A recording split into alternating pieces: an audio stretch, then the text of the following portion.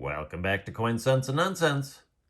Today, it's part 2 of our deep dive into bicentennial coins and coin sets. So, in this one, we're going to focus on the proof set. So, the proof set. Love this proof set. 1976. So, it's got the dual date on the obverse. And so, as I mentioned, this is part 2, and hopefully you've checked out part 1, but I'll go over some of the basics of the 1976 coin set. There are no 1975 dated half dollars, quarters, or dollars.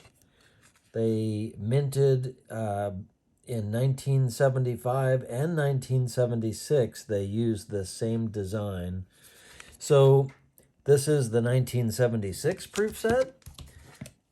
And then there is the 1975 version that does contain the bicentennial coins. And as we discussed in the other video, there's a type 1 Ike dollar and a type 2. And type 1 has this thick font for the lettering around the perimeter, and it was deemed kind of in contrast with the font on the obverse, and so for 1976 it got thinned out and kind of is more in line with what's on the obverse. So I do like the original, and this does match how the original design was by the winner of the contest. They held a design contest for these coins.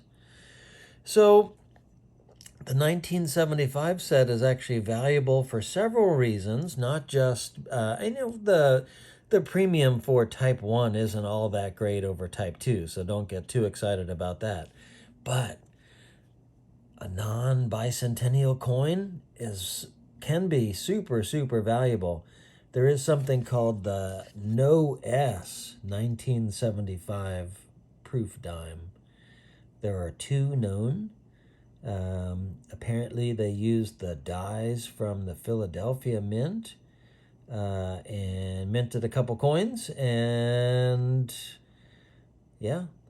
So very expensive for those. So chances of finding those are very slim. However, there are some things to look out for. There's double designer initials on the reverse of the half dollar, or the potential for that.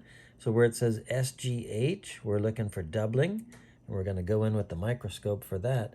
But back to the dime, there can be a repunched mint mark. And there's 2 different styles of repunch mint mark, but only one is recognized by PCGS. So we'll look at the images, go over the differences, and we'll be right back. All right, here we are in the microscope, and we're looking for doubling on SGH, and unfortunately, none of the sets that I have the doubling. But still a beautiful coin. And yeah, it is kind of difficult to get decent photography, videos, whatever. Proof coins are tough enough, but when they're still in the original case and then under the microscope besides. So bear with the images coming up. But check these images to see what the doubled SGH should look like if you had it. Kind of difficult to tell with the glare. See some doubling, but it might be strike doubling. Look at the A there, and yeah, I think there's some other evidence of strike doubling. You can see the D in independent. So while this one seems to have doubling, I don't believe it is the recognized double die reverse for the 1976 half dollar. So the other coin that makes the 1975 version of the bicentennial proof set more worthwhile is the repunched mint mark. You're looking for something either to the top or the north of the S or to the east of the S. There's two different types of repunched mint mark.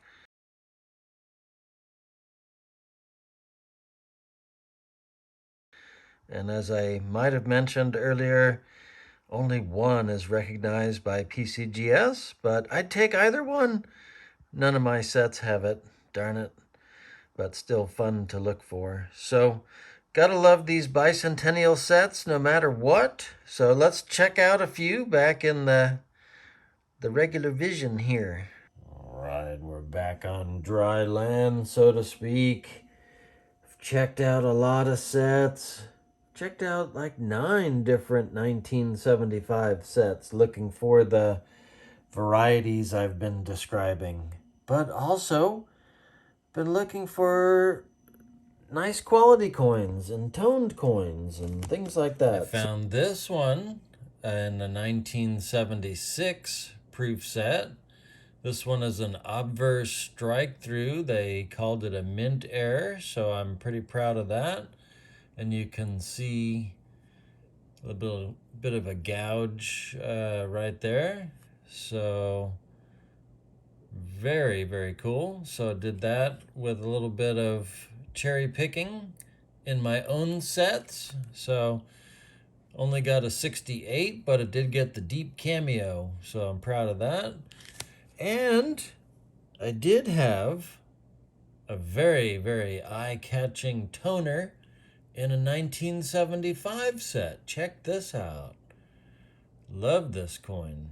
So it only received a 67 red-brown, and that's because of the bizarre toning. Almost looks silver on the obverse or on the reverse. At the end of the video here, I'll show you some of the nicer ones. I won't bore you too much, but I have a lot here, so we can't go through them all. But one thing that I hope that you got out of this video is you can identify the 1975 Ike dollar when you see it. Type 1 lettering, the thick lettering. So impress your friends. You know that one's that one's minted in 1975.